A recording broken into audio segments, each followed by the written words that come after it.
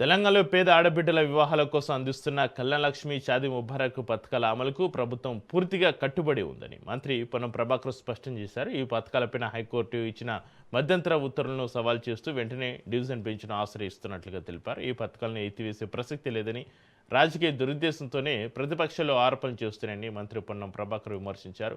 చట్టపరమైన చిక్కులను అధిగమించి త్వరలోనే ఈ పథకాలను మరింత పారదర్శకంగా కొనసాగిస్తామని, ఎట్టి పరిస్థితుల్లోనూ వీటిని రద్దు చేసే ప్రసక్తి లేదని మంత్రి పొన్నం ప్రభాకర్ స్పష్టం చేశారు.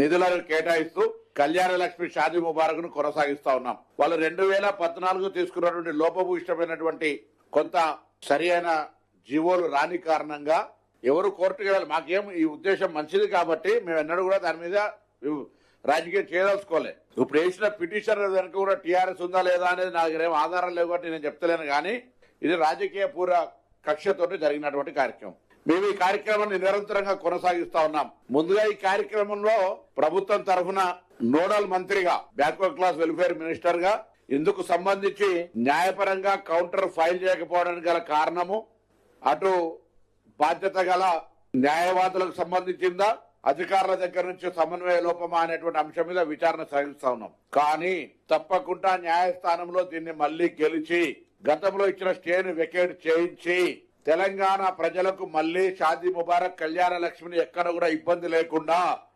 యథావిధిగా కొనసాగించే బాధ్యత ఈ ప్రభుత్వం కట్టుబడి ఉంది.